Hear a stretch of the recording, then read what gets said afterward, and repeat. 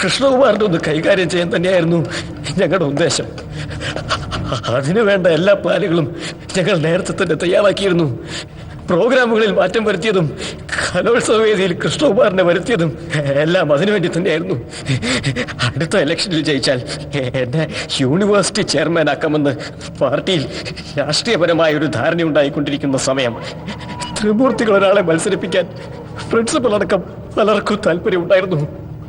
അങ്ങനെ സംഭവിച്ച കോളേജിൽ അവരുടെ ഇമേജ് കാരണം എന്റെ തോൽവി ഉറപ്പായിരുന്നു. ഒരു പരാജയത്തെപ്പറ്റി ചിന്തിക്കാൻ പോലും എനിക്ക് കഴിഞ്ഞില്ല. അതുകൊണ്ടാ ഞാൻ അവനെ മുൻനിർത്തി കൃഷ്ണകുമാറിന് വേണ്ടി കണിയൊരുക്കിയത്. പക്ഷേ അതിനിടയിലാ വേറെ ആരോ കയറി കളിച്ചത്. സത്യത്തിൽ നീയും നിന്റെ കൂട്ടാളികളും ചേർന്ന് കൃഷ്ണകുമാറിനെ കൊലപ്പെടുത്തിയ ശേഷം ആ കുറ്റം 3 പാവങ്ങളുടെ മേൽ കെട്ടിവെച്ചതല്ലേ? അല്ല, ഞങ്ങളല്ല കൃഷ്ണകുമാറിനെ കൊന്നത്. ഞങ്ങൾ അയാളെ അപായപ്പെടുത്താൻ ശ്രമിച്ചു എന്നുള്ളത് നേരാ. പക്ഷെ ഞങ്ങൾ ആരും അയാളെ കൊന്നിട്ടില്ല. സാർ എന്നെ വിശ്വസിക്കണം. ആരാടെ ഈ ഓപ്പറേഷൻ മാസ്റ്റർ ബ്രെയിൻ? പറടാ. അത് അച്ഛൻ. പാറയിൽ കൃഷ്ണൻ എഴുത്തച്ഛൻ മകൻ PK സുകുമാരൻ, അതായത് ഇപ്പോഴത്തെ രാഷ്ട്രീയ ഭീഷ്മാചാര്യൻ, നിന്റെ തന്ത.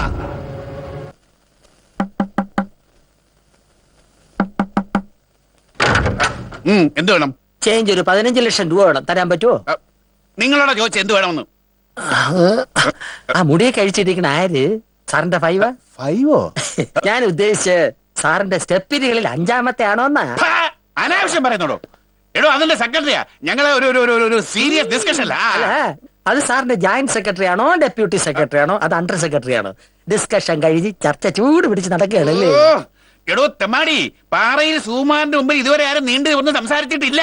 സാറിന് നൂന്ന് നിൽക്കാൻ സമയം കാണൂല. പക്ഷെ പോലീസുകാരനാ എനിക്ക് നൂന്ന് നിൽക്കാം. സുകുമാരോട് തർക്കുത്തരം പറയുന്നോടെ തെണ്ടി.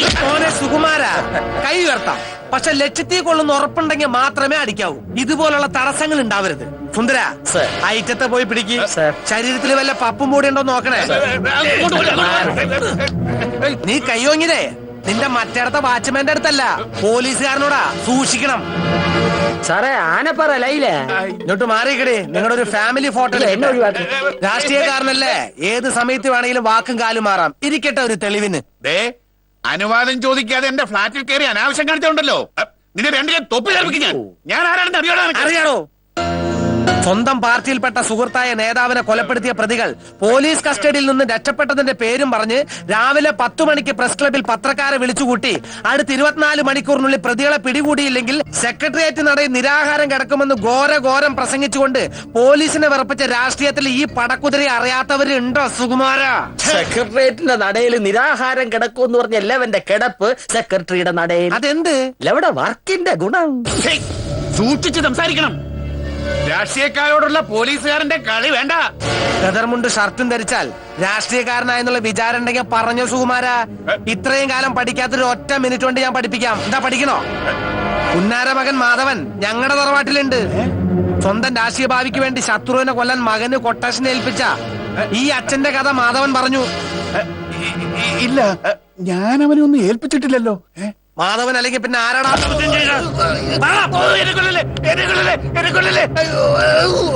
നെൽസനാ കൊട്ടേഷൻ എടുത്തത്. നെൽസനോ? വാഴാനി നെൽസനാ. സംഭവത്തിന് ശേഷം ഞാനിതുപോലെ അവനെ കണ്ടിട്ടില്ല. എന്നെ എണ്ണടിച്ച് വന്നിട്ടുമില്ല.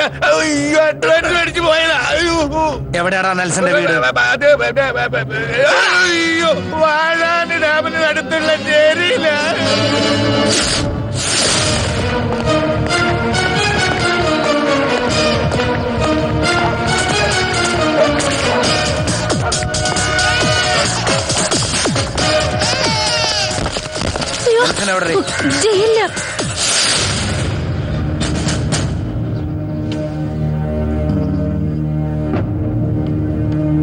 അവൻ എപ്പോഴും ഇവിടെ തന്നെ. കുംഭകർണന്റെ ഉറക്കം പോലെ 6 മാസം ഇവിടെ, 6 മാസം പുറത്ത്. കിട്ടി. സെപ്റ്റംബർ 14 നെൽസനെ കൊണ്ടുവന്നത്. ആ സ്ഥിതിക്ക് പോലീസുകാർ അതിന്റെ തലേന്നാള്, അതായത് സെപ്റ്റംബർ 13 അവനെ പൊക്കിട്ടുണ്ടാവും. ഈ കൃഷ്ണകുമാർ കൊല്ലപ്പെട്ടെന്ന് സെപ്റ്റംബർ 15. ഓ, 15 പിന്നെ നെൽസൺ അല്ല, വേറെ ആരെങ്കിലും ആയിരിക്കും. Okay sir, thank you very much. It's okay.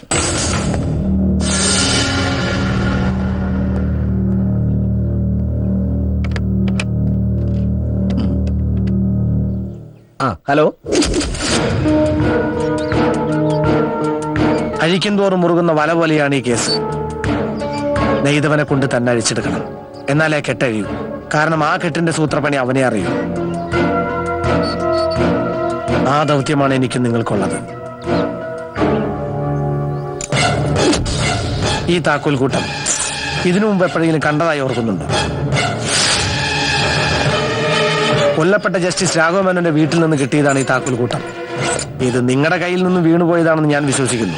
ഇങ്ങനെ ഒരു താക്കോലിനെ കുറിച്ച് ഞങ്ങൾക്ക് ആർക്കും അറിയില്ല സാർ. ഇല്ലെങ്കിൽ പിന്നെ നിങ്ങൾ എങ്ങനെ അകത്ത് കയറി? ഞങ്ങൾ അവിടെ ചെല്ലുമ്പോ ജഡ്ജിയുടെ വീടിന് മുൻവാതിൽ തുറന്നു കിടക്കായിരുന്നു. അങ്ങനെയാണെങ്കിൽ ഈ താക്കോലിന് മറ്റൊരു അവകാശം കൂടിയുണ്ട്. അതാര്? സാർ, ഒരു സംശയമുണ്ട്. കൊല നടത്തിയ ആളുടെ ഉദ്ദേശം കളവാണെങ്കിലോ? ഇന്നലത്തെ പത്രത്തിലൊരു വാർത്ത ഉണ്ടായിരുന്നു. ആലുവയിൽ നിന്ന് പോലീസ് പിടികൂടിയ താക്കോൽ ചേറു എന്നൊരു കള്ളനെ കുറിച്ച്. ഞാനും വായിച്ചിരുന്നു. എങ്കിലും ഒരു പക്ഷേ ഈ താക്കോൽ ചേറുവിൻ്റെതായിക്കൂടെ സാർ? ആവാലോ. കൊലപാതകത്തിന് പിന്നിൽ കളവിന് വന്ന ചേറു തന്നെ ആവാം.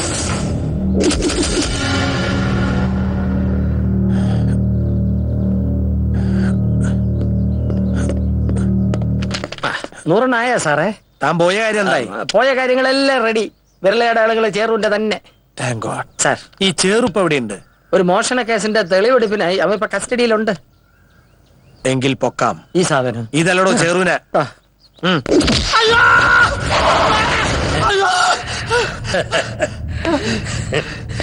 സാറേ, ഇത് എന്തിന് മീശ? അത് ആലിന്റെ സാറേന്ന് നീ വിളിച്ചത് എന്തൊരർത്ഥത്തില്? സാറെന്താണോ ഉദ്ദേശിച്ചത് അത് തന്നെയാണ് ഞാൻ ഉദ്ദേശിച്ചത്. അമ്മേനെ കൊല്ലലെന്നോ? ലോകത്ത് എന്ത് കേസ് വേണമെങ്കിലും എന്റെ മേലെ കെട്ടിവെച്ചോളൂ സാറേ. അമേരിക്കയിലെ വേൾഡ് ട്രേഡ് സെന്റർ വിമാനം കൊണ്ട് ഇടിച്ച് തകർത്തത് നീയാണ്. അത് ഞാനാണ്. ആ, അതെന്ന് കേട്ടല്ലേ സത്യം പറയാൻ തുടങ്ങി. ഇനി സാറ് മണിമണിയായിട്ട് ചോദ്യങ്ങൾ ചോദിക്കണം, ഉത്തരം പറയും. സത്യം പറഞ്ഞ ചേറുവിനെ ഞങ്ങൾ ജയിലിലേക്ക് അയക്കും. സത്യം പറഞ്ഞില്ലെങ്കിൽ പരലോകത്തേക്ക് അയക്കും. ഇതിലേത് വേണമെന്ന് ചേറുന്ന് തീരുമാനിക്കാം. ഈ താക്കോൽ കൂട്ടാരുടേതാ. ആ, കൊല്ലപ്പെട്ട ജഡ്ജിയുടെ വീട്ടില് ചേറു എന്തിനാ പോയത്? കളവ് നടത്താനോ അതോ കൊലപാതകം ചെയ്യാനോ? ഞാൻ പോയില്ല കാര്യം ചെയ്യാ. എനിക്കൊരു വാശിയുണ്ട്. എന്നെ ഏതെങ്കിലും കേസിൽ പിടിച്ചാല് പിടിച്ച പോലീസുകാരുടെ വീട്ടിലോ ശിക്ഷ വെച്ച ജഡ്ജിന്റെ വീട്ടിലോ പലവളിൽ എറിഞ്ഞ ഉടനെ കയറി മോഷ്ടിച്ച് പ്രതികാരം ചെയ്യുമെന്ന്. അങ്ങനെ കഴിഞ്ഞ തവണ ഞാൻ കയറിയത് എന്നെ ശിക്ഷിച്ച ജഡ്ജിയമ്മാന്റെ ബംഗ്ലാവിലായിരുന്നു. പക്ഷെ വീട് തെറ്റി ഇത്തവണ മരിച്ച അമ്മാന്റെ വീട്ടിലാണ് ഞാൻ കയറിയത്. വീട് തെറ്റിയാലും കയറിയ ജഡ്ജിന്റെ വീട്ടിലാണല്ലോ. ഏതായാലും വന്ന ശരിക്ക് ഞാൻ എന്റെ മാന്ത്രിക താക്കോൽ കൊണ്ട് കഥവ് തുറന്നു. ഓരോ കളവ് ചെയ്യുമ്പോഴും എനിക്കൊരു തരം ആവേശമായിരുന്നു. ആ ഒരു ആവേശത്തിൽ തന്നെയാണ് ജഡ്ജിയുടെ വീട്ടിൽ ഞാൻ കയറിയത്. പൊതുവെ കള്ളന്മാര് കളവിന് ഏത് വീട്ടിൽ കയറിയാൽ ഉടനെ സ്വയം രക്ഷയ്ക്ക് വേണ്ടി ഏതെങ്കിലും വാതിലുകൾ തുറന്നെടുക്ക പതിവാണ്. അതുപോലെ ഞാനും വന്ന അടുക്കള വാതിൽ തുറന്നിട്ട ശേഷമാണ് ജഡ്ജിൽ മുറി കയറിയത്.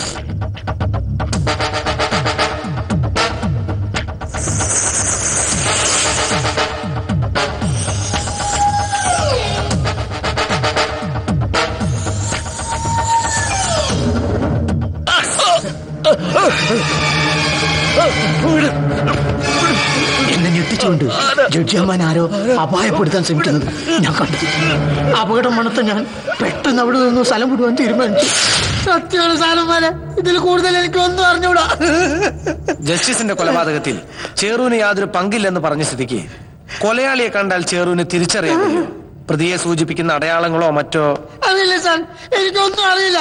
ഒന്നും ഓർമ്മയില്ല സാർ. കാര്യങ്ങളൊന്ന് കലങ്ങി തെളിയുന്നത് വരെ ഈ താക്കോൽ ചേറ് നമ്മുടെ പൂട്ടിനകത്തിരിക്കട്ടെ.